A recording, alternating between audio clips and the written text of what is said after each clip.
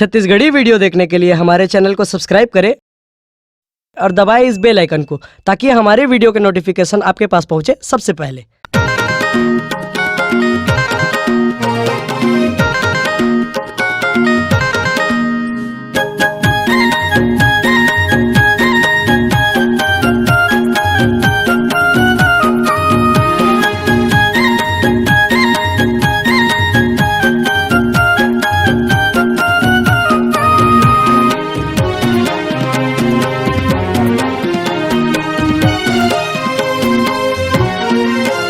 चिन्हा छोड़ चले बाबा मोर गिरतपुरी के जंगल झाड़ी माँ।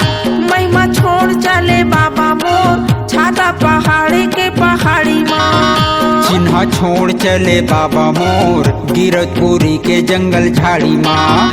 महिमा छोड़ चले बाबा मोर छाता पहाड़ी के पहाड़ी माँ।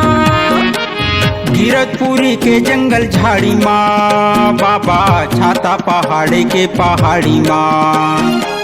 गिरतपुरी के जंगल झाड़ी माँ बाबा छाता पहाड़ी के पहाड़ी माँ। महिमा छोड़ चले बाबा मोर छाता पहाड़ी के पहाड़ी माँ। चिन्हा छोड़ चले बाबा मोर गिरतपुरी के जंगल झाड़ी माँ।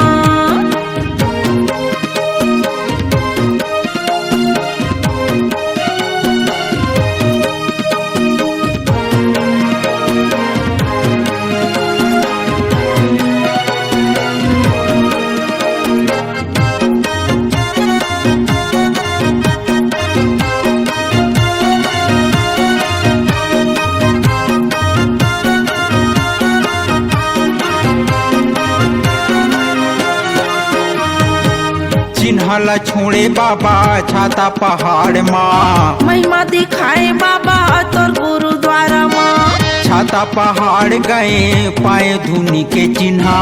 कोई बताइन बाबा रहे तय 6 महीना। चिन्हला छोड़े बाबा छाता पहाड़ माँ। महिमा दिखाए बाबा तोर गुरुद्वारा माँ। छाता पहाड़ गए पाए धुनी के चिन्हा। कोई बताइन बाबा रहे तय 6 महीना। चिन्हा छोड़ चले बाबा मोर गिरतपुरी के जंगल झाड़ी माँ। महिमा छोड़ चले बाबा मोर छाता पहाड़ी के पहाड़ी माँ।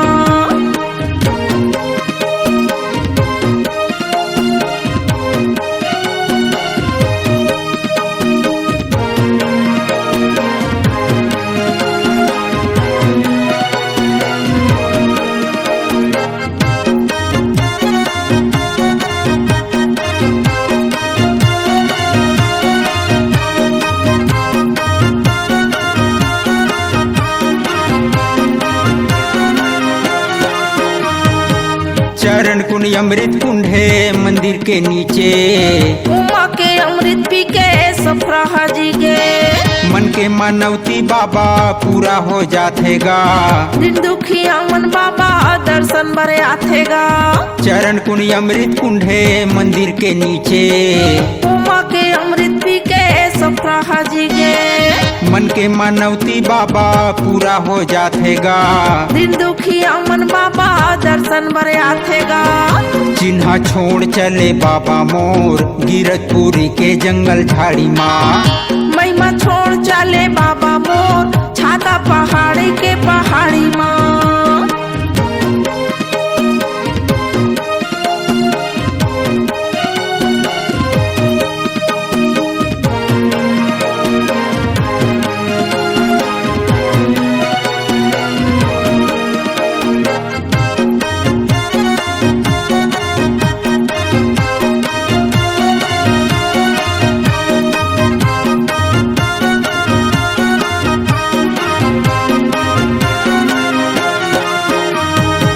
सत के प्रचार खातिर खामे गड़ाए बाबा। सदगुरु घासीदास नाम धराए बाबा।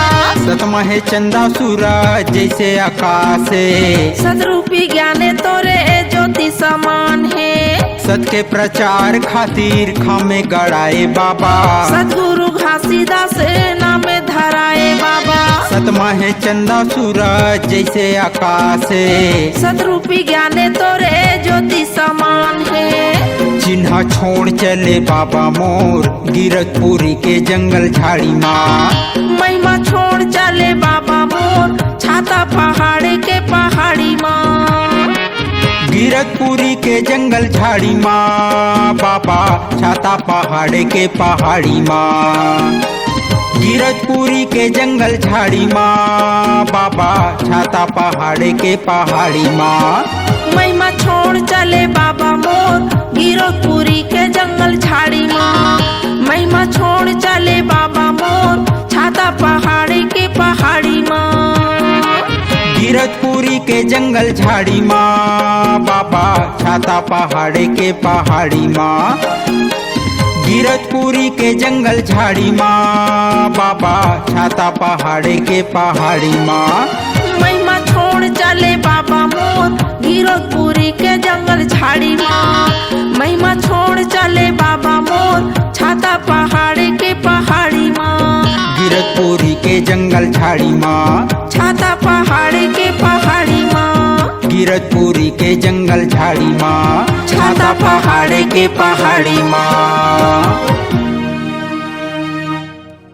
अगर आप अपनी आवाज को एक नया आयाम देना चाहते हैं तो चले आइए मल्टी ट्रैक डिजिटल रिकॉर्डिंग के लिए संपर्क करें HK म्यूजिक कंपनी कोटा डबरी चांपा छत्तीसगढ़।